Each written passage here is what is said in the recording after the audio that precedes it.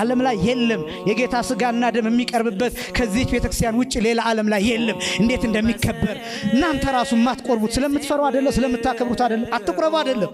በጣም መፍራታችሁን እያደነኩላችሁ እንዳይመስላችሁ፣ ግን ደግሞ በጣም ስለምታከብሩት ቤተክርስቲያን አክብራ ስለነገረቻችሁ የጌታን ስጋና ደም ብዙዎቻችሁ ለመቁረብ ትፈራላችሁ። ለምን?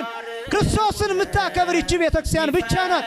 በልኩ የምታከብር፣ በሚገባት የምታከብር፣ የምትገልጣ የማይቀማ እድል የማይቀማ ሀብት እያለች ታመሰግነዋለች። ልብስ ዘይት አንመ ወክዳን ዘይተ ፈትለ ብሁዝ አግመሮ ለሐሪጽ ጼው ዘአጣሞ ለልሱ ውእቱ ኢየሱስ ክርስቶስ።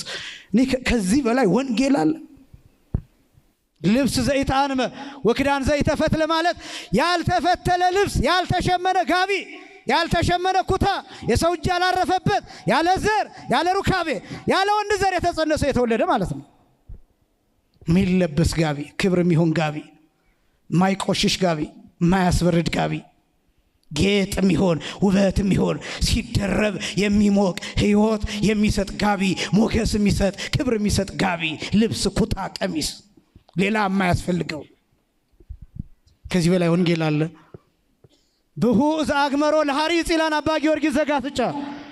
ብሁዝ አግመሮ ለሐሪጽ ማለት ዱቄቱን የተሸከመው እርሾ ማለት ነው። ቀጥታ ሲተረጎም ዱቄቱን የተሸከመው እርሾ ማለት ምን ማለት መሰላችሁ? እናቶቻችን በደንብ ትረዱኛላችሁ። እርሾ ውስጥ ስትጨምሩት ዱቄቱን ሙሉውን ማዳረስ አለበት፣ ማዋሃድ አለበት። እርሾ ዱቄቱን እንዲቦካ የሚጣፍጥ እንዲሆን ለመጋገር እንዲመች እርሾው ዱቄቱን ማዳረስ አለበት፣ ማዋሃድ አለበት፣ ማርጠብ አለበት፣ ማራስ አለበት። እርሾአችን ክርስቶስ እኛን ከስጋው ጋር አዋህዶናል። እኛን ዱቄቶቹን የቸገረው ዱቄት ይላሉ አባቶቻችን ከነፋስ ይጠጋን ይባላል። ከዛስ ነፋሱ ዱቄቱን ምን ያደርገዋል? ይበትነዋል።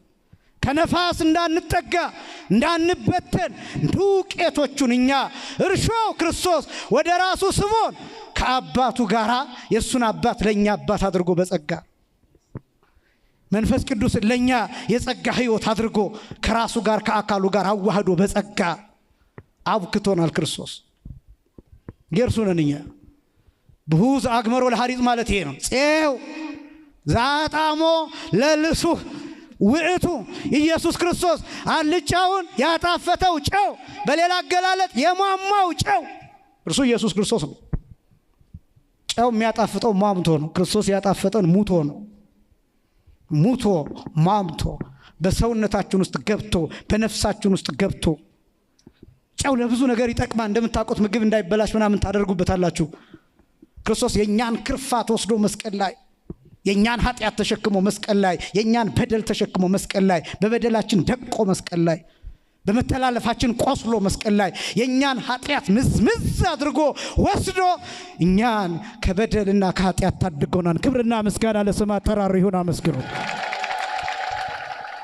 ይሄ ሌላ ማንም ይናገራል? ይሄን ከዚህ ቤተክርስቲያን ውጪ እያልኳችሁ ያለው እስካሁን የጠቀስኩት የሰዓታት ክፍል ነው። የሰዓታት ክፍል ስሙን ኢየሱስ ትይዋለች ቤተክርስቲያን። ኢየሱስ ብቻ አይደለም የምትለው፣ ኢየሱስ ምን እንደሆነ ትናገራለች። ኢየሱስ እያለች ብቻ አትፎክርም። ኢየሱስ ማን እንደሆነ ትናገራለች። ኢየሱስ እያለች ብቻ አይደለም፣ በመሸለል አይደለም፣ በተግባር ኢየሱስ ማንና ምን ረፍ እንዳለች ቤተክርስቲያን ትገልጣለች።